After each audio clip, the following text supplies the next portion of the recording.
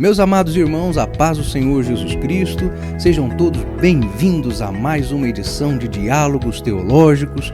Com alegria em nossos corações, recebemos os irmãos mais uma vez nos estúdios da ETAD e hoje nós vamos dar continuidade a uma conversa iniciada na semana passada. Estamos juntos aqui, o irmão Mike, Paz do Senhor, irmão Alexandre Valeriano, Paz do Senhor, Bruno William, a paz do Senhor, e eu, pastor Gunnar, e você está nos Diálogos Teológicos. Meus irmãos, semana passada nós demos início a uma conversa que mostrou-se muito interessante, muito produtiva. Estávamos conversando a respeito de iniciativas para a preservação e a perseverança da igreja na sã doutrina, um cardápio de assuntos que foi extraído de um livro, uma leitura clássica. Irmão Mike, está com o clássico aí, meu irmão? Estou sim. Mostra lá para nós o clássico, Teologia Sistemática de Stanley Horton, editado pela CPAD. E o irmão Mike tirou dessa leitura que nós estamos fazendo conjuntamente, um programa de leitura que temos seguido, alguns itens que fizeram com que a igreja americana, as Assembleias de Deus especialmente, perseverassem na sã doutrina. Vamos relembrar o cardápio, irmão Mike? Então, a gente falou semana passada sobre os crentes continuadamente cheios do Espírito Santo, como uma estratégia de conservar a sã doutrina, e a partir de hoje ficariam os assuntos produção literária, lições de escola dominical, institutos bíblicos, ministério dos itinerantes, romances escritos, cânticos compostos, a música aí como uma estratégia, e também respostas rápidas a erros doutrinários.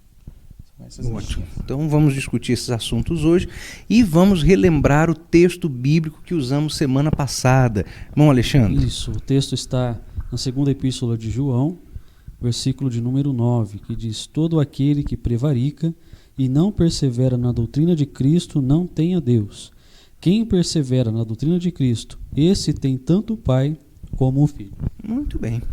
Meus irmãos, vamos começar então. O próximo ponto aí da lista é produção literária. É algo que chama muito a nossa atenção porque no contexto das Assembleias de Deus brasileiras, nós temos por referência que a grande iniciativa para a preservação doutrinária não foi, por exemplo, a formulação de uma declaração doutrinária.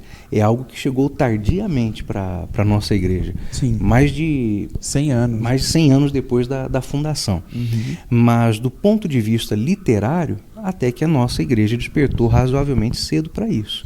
Sim, né? nós tivemos aqueles primeiros jornais, logo no início da nossa igreja aqui no Brasil. Boa Semente, que foi o primeiro.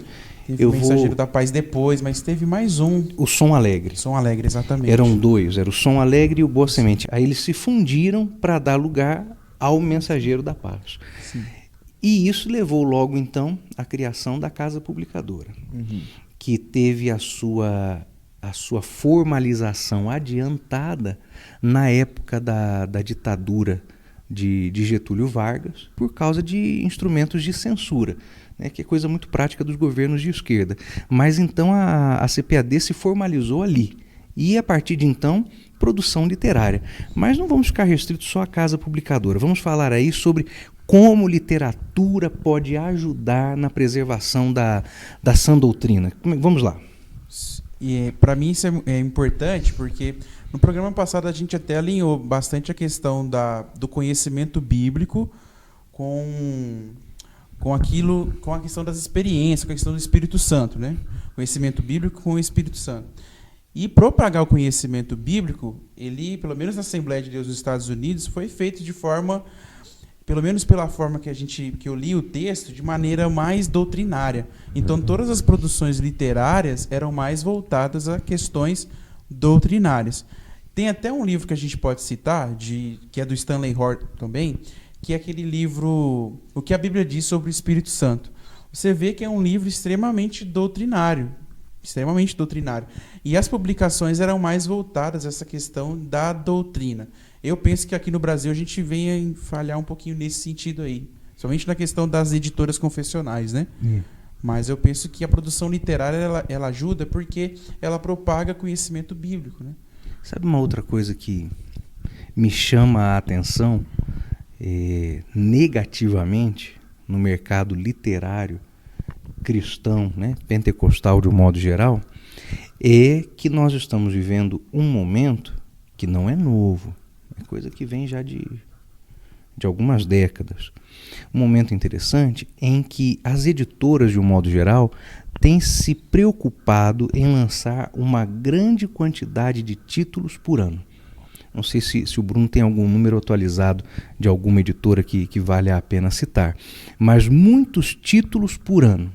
E eu me lembro de ter estado visitando uma vez a igreja de Lavras, que foi fundada pelo pastor Lawrence Olson.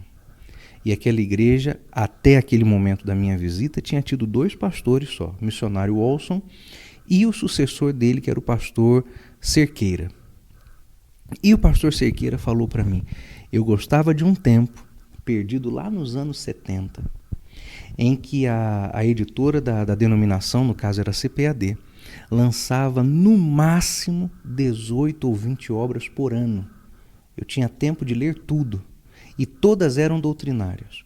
Hoje há uma carga de 80 livros por ano, às vezes mais do que 100. Nem todos, obviamente, podem ser lidos, porque você não consegue ler tanto livro assim por ano. E sem falar o fato de que há uma multiplicação de gêneros literários que estão colocando a abordagem doutrinária em segundo plano. Tanto é que abriu-se um hiato, né? Uma lacuna no mercado editorial pentecostal no Brasil que algumas editoras têm tentado preencher. Então eu tenho a impressão de que publicar muito não significa publicar a coisa certa ou publicar bem. Não sei a opinião que vocês querem ter sobre isso. Quantidade não é qualidade, né? Nunca foi, né? E eu vejo que tem muito disso, e tem muitas editoras que não são grandes, que têm publicado também em alto volume. Publicações de livros que se a gente parar um ano para ler, a gente não vai conseguir. Porque é muita coisa para uma pessoa só poder ler. E a igreja acaba se perdendo nesse meio, porque ela fica carente de ser suprida por publicações doutrinárias que ensinem sobre o que a Assembleia de Deus pensa, sobre o que a doutrina pentecostal prega. Então é consenso que talvez estejamos errando na quantidade de itens publicados e também na procedência, na qualidade desse material? Eu acho que sim, mas não sei se eu estou certo. Mas eu tenho notado muito mais livros que a gente pode talvez colocar entre aspas como autoajuda do que como livros realmente doutrinários, né? A gente abre lá o site da editora, que a gente vê desses livros que eu, assim, denomino como autoajuda, né? Agora, por exemplo, o livro do Stanley Hort, você vai procurar hoje para comprar, você não acha. Está esgotado. Tá esgotado. E é engraçado que você encontra esse tipo de título com um valor bem mais caro do que com esses de autoajuda. Qual é mais caro? Esses de doutrinário. E apesar de mais caros, estão sempre esgotados. Mas eu penso que estão sempre esgotados porque as publicações são poucas. Pelo menos na minha concepção. A tiragem é pouca porque as editoras acabam indo por um caminho mais de pensamento econômico do que de edificação para a igreja. Mas eu acho que ela está seguindo um outro caminho, talvez. Um caminho que está agradando o leitor de hoje. Mas é aí que eu ia falar. Eu tenho uma cisma de que talvez não seja isso. A impressão que eu tenho, de um modo geral, é que as editoras evangélicas, para não falar de uma e ser injusto, as editoras evangélicas estão desconectadas com o desejo, com a necessidade do leitor cristão médio. E quando eu digo leitor médio, eu não estou me referindo a um leitor mediano, fraquinho, não. Aquele que representa a maioria, o desejo da maioria. E essas editoras estão achando que talvez o interesse dos leitores seja esse, essas obras rasas, né? Quando, na verdade, o leitor médio ainda se interessa por obras de peso como essa daí. E por que eu estou falando isso? Porque eu observo que quando sai uma tiragem, 1000 livros, que é uma tiragem sob demanda, de uma obra como essa, ou outra do mesmo porte, esgota-se que nem água. E, meus irmãos, vender 1000 livros no mercado editorial do Brasil não é fácil, não. Por outro lado, certos materiais aí, ditos de autoajuda, alguns vendem muito, e você não está errado, vendem muito, mas a imensa maioria deles a gente percebe que estão de canto nas livrarias. Então, acho que há uma falta de sintonia entre as editoras e o desejo do leitor médio, mas é uma cisma minha, uma cisma minha. Eu não sei se vocês concordam com isso, mas é uma cisma que eu tenho. Mas eu percebo aqui no livro, o autor desse capítulo, ele deixa muito claro de que era uma forma essas publicações eram para ajudar a igreja. Porque no início do pentecostalismo ali, as pessoas estavam tendo a percepção errada a respeito de muitas doutrinas, somente do Espírito Santo. Então, as publicações eram de fato para preencher essa lacuna que as pessoas tinham no conhecimento delas. Então, para que elas encontrassem ali uma verdadeira percepção daquilo que a Bíblia estava ensinando, não enfatizando demais as experiências, mas colocando a experiência no seu devido lugar. Então, aqui eu vejo que as publicações elas tinham esse propósito de ajudar as pessoas a terem o entendimento certo das coisas. E a igreja ela foi caminhando, pelo menos essa questão dos Estados Unidos ali, com essa produção literária, nesse sentido, sabe? Qual é o problema que está acontecendo? Onde as pessoas estão errando doutrinariamente? Entende? Entendi. E já não é uma coisa que eu percebo aqui. Eu acho que aqui a gente acaba sendo meio perdido assim, na hora de adquirir um livro, sabe? As pessoas não sabem mais o que comprar, não sabem mais o que adquirir. Elas não sabem o que elas querem. Elas estão meio perdidas, sabe? Essa é a impressão que eu tenho. Aquela coisa que a gente sempre fala, né, Bruno? Da questão de elas não terem uma... Não tem um norte, né? Não tem um norte, não é uma mentoria. Curadoria. Elas não têm, então... Elas não sabem as suas necessidades, as editoras também não sabem as delas, e fica essa confusão.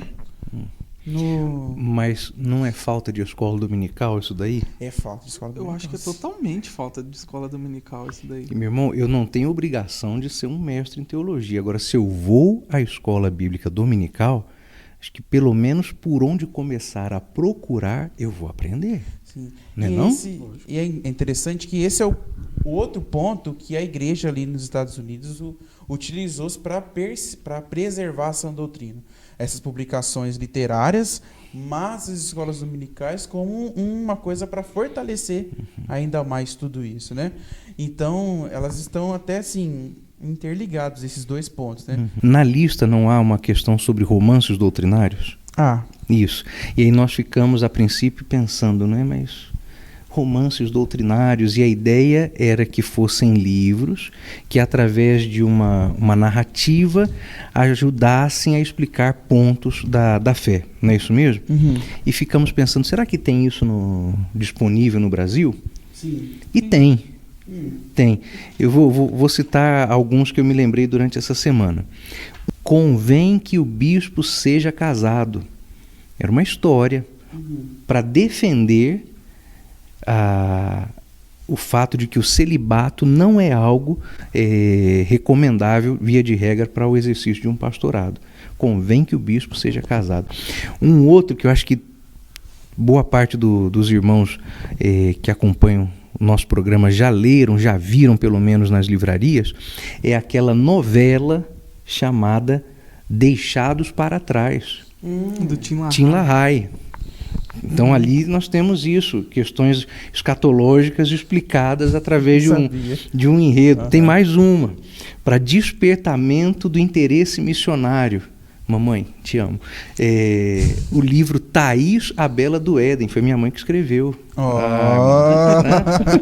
Então, são livros que, do ponto de vista, vamos usar essa palavra, né, de abordagem fictícia, podem expor pontos doutrinários bem importantes. Nossa, interessante, né? Não sabia desse. O mais clássico desse acho que seria o Peregrino, né? Peregrino, de John Bunyan. Mas, irmão Alexandre, escola dominical, próximo ponto aí, né? É o próximo ponto. Tá. Em sua igreja, dirigindo a congregação, orientando os crentes, tal, é apenas um discurso proforme ou realmente você consegue dimensionar a importância da escola dominical para a saúde doutrinária da igreja? A Bíblia mesmo diz que o meu povo perece por falta de conhecimento.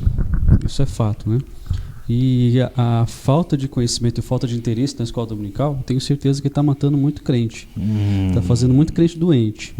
Mas aí a gente procura ficar pensando, por que essas pessoas não se interessam mais pela escola dominical? Será que é pelo simples fato do conhecimento?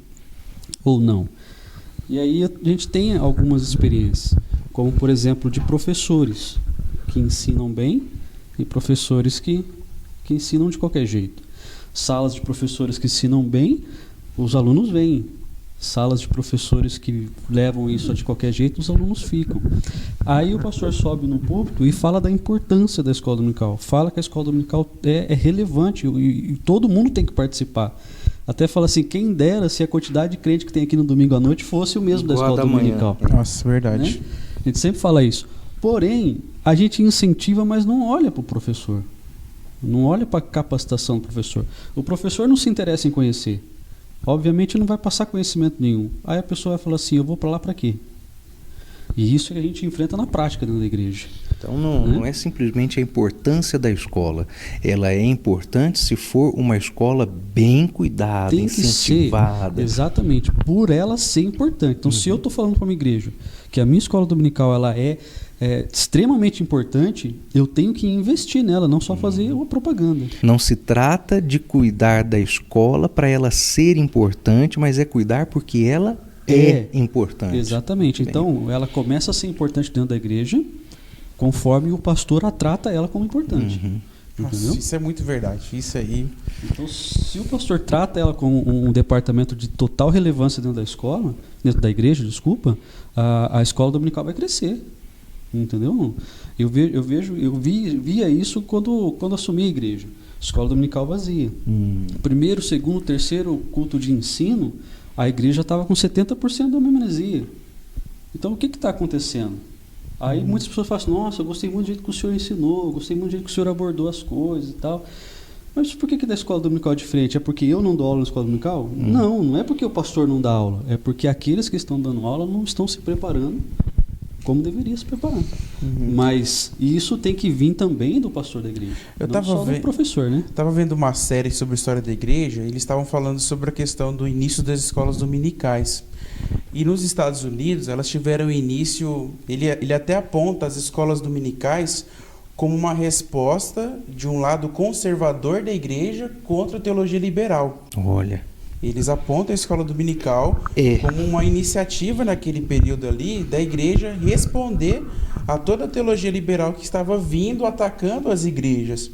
Então, a escola dominical ela surge nesse sentido de ajudar a fortalecer a igreja doutrinariamente, pelo menos ali nos Estados Unidos. Vamos dizer o que aqui do contexto brasileiro, né? Isso é muito realidade. Esse fortalecimento da igreja ele se dá através da escola dominical. Isso que o Alexandre falou, da questão do apoio do pastor, meu irmão, isso é para tudo na igreja, para tudo. Por isso que o pastor, rapaz, ele tá com uma bronca nas costas, um peso. Tá com a bronca nas costas, mas o cajado tá na mão, né? Então tem que fazer, né? Exato, bem lembrado, pastor. Porque a igreja vai muito sobre a percepção que ela tem do pastor. Em todos os sentidos, gente, em todos os sentidos, não só da escola dominical. E isso até num culto de sábado à noite, se o pastor não tá, a igreja não vai. Se o pastor fala que não veio no culto seguinte, a igreja... Exato, então... Mas eu percebo a escola dominical como uma ferramenta assim, incrível para fortalecer. É uma ferramenta que não pode ser desprezada. Sim, não pode. E eu tenho certeza que a maior massa das pessoas que nos assistem são professores de escola dominical. Sim. Né? E aí a gente faz essa pergunta, como você tem tratado a escola dominical, já que você é um professor de escola dominical, né? Dessa importância. Ainda que, por exemplo, o meu pastor não me dá a total liberdade ou não invista na escola dominical.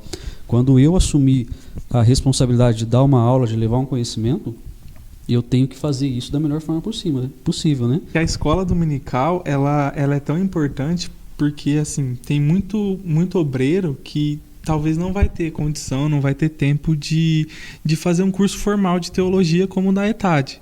Mas se ele frequenta a escola dominical, ele já tem um curso básico de teologia ali. Porque na escola dominical a gente aprende sobre doutrina, a gente estuda todos os livros da Bíblia.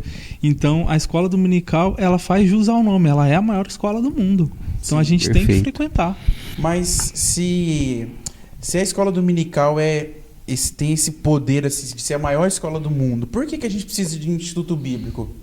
Olha, eu entendo o seguinte: a necessidade de um instituto bíblico é diferente da necessidade da escola dominical. Não se trata que a escola dominical seja insuficiente, mas sim que ela se predispõe a atender uma necessidade, enquanto que o instituto bíblico, outra.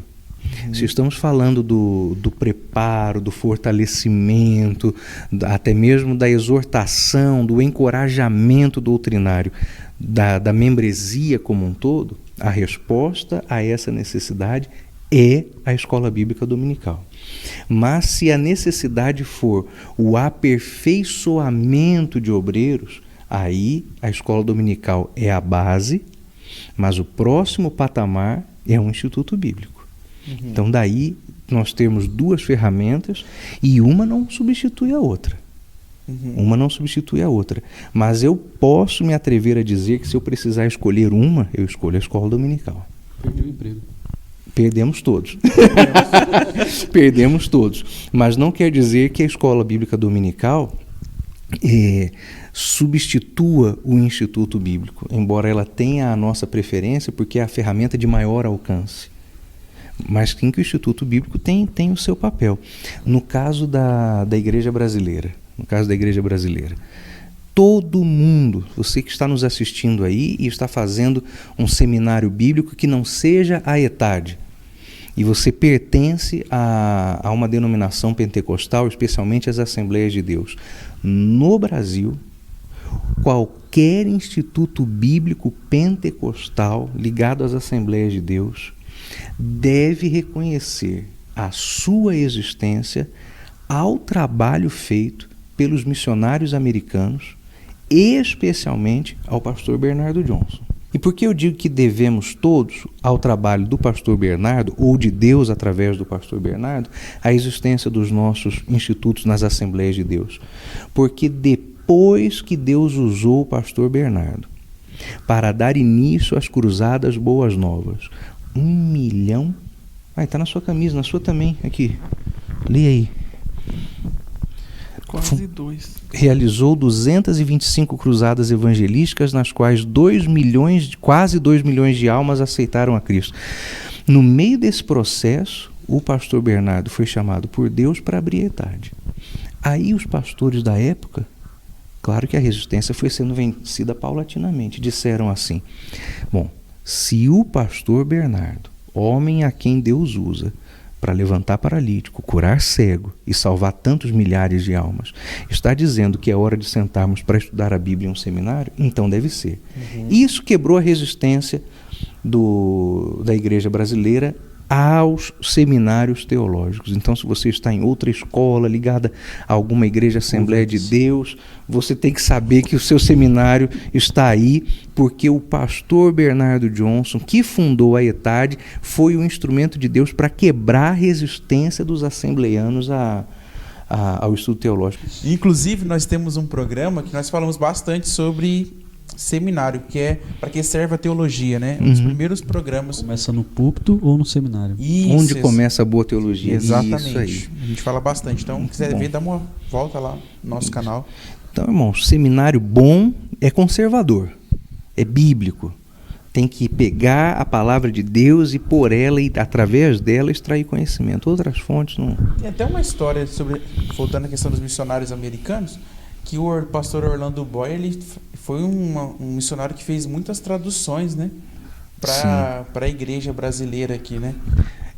Foi muito dedicado a isso, né? Do ponto de vista da literatura, nós devemos muito ao que temos hoje, não às editoras formais, mas ao trabalho do pastor Orlando Boyer. De acordo com o que diz a sua biografia, do que dizem os testemunhos dos pastores que andavam com ele, inclusive aqui mesmo a irmã Dori já contou parte dessa história, trata-se de um homem que não media esforços em fazer traduções e publicações de livros e fazer com que esse material chegasse às mãos do povo, tomando prejuízo financeiro. Aqui no Museu da ETAD, um livro editado em 1967, chamado Através da Bíblia, livro por livro, que é de autoria do pastor, obrigado Bruno, Meyer Pirman. Esse livro roda no Brasil hoje através da Editora Vida.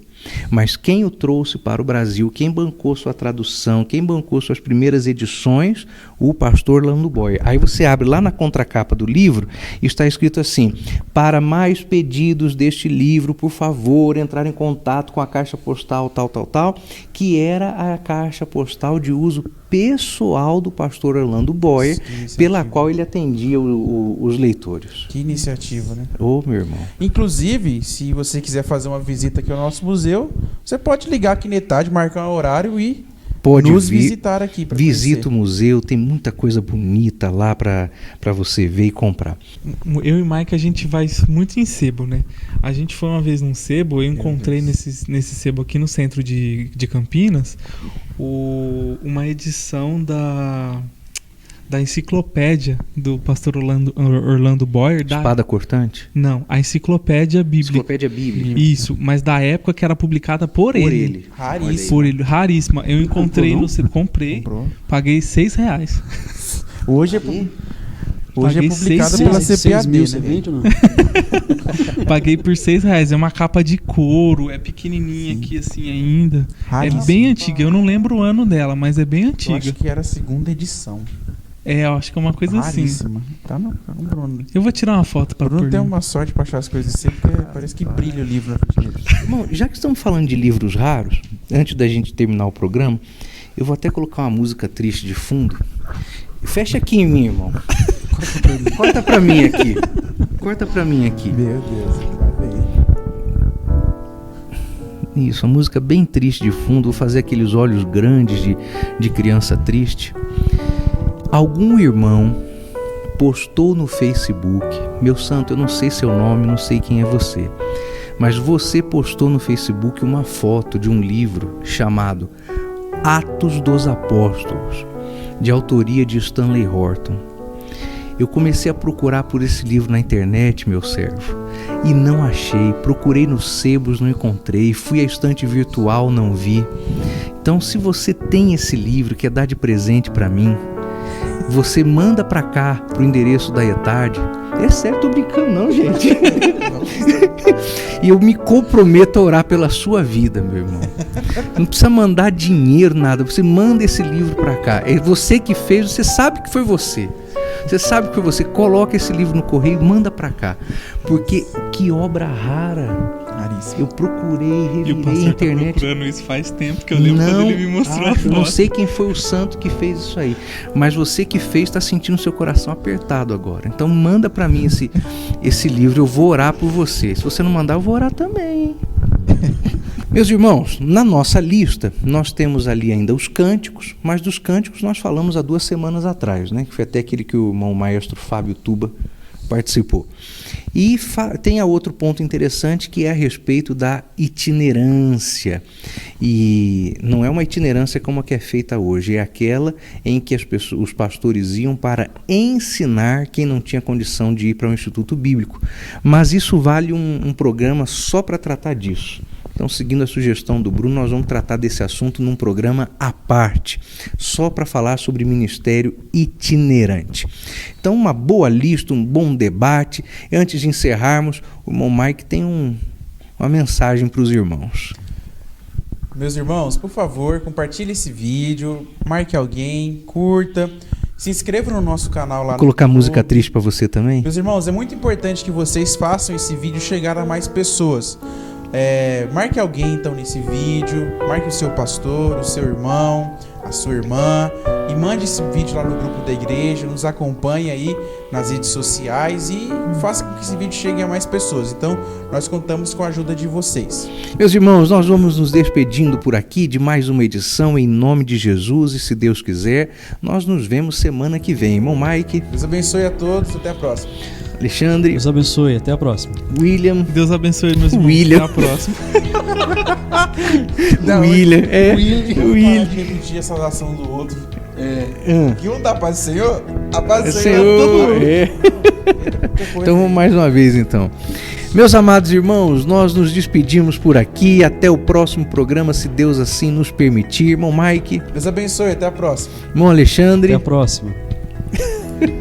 Repetiu, não repetiu? Não, tirei a paz do Tirou Senhor. para o Senhor. Deus abençoe, até a próxima. Fazer um jogo geral. Meu Deus do céu, mais uma vez, hein? Vamos lá. Meus irmãos, nos despedimos por aqui, alegres por mais esse programa. Que bom contar com a sua participação. Nos veremos semana que vem, se Deus assim permitir. Irmão Mike, Deus abençoe. irmão Alexandre, Até a próxima.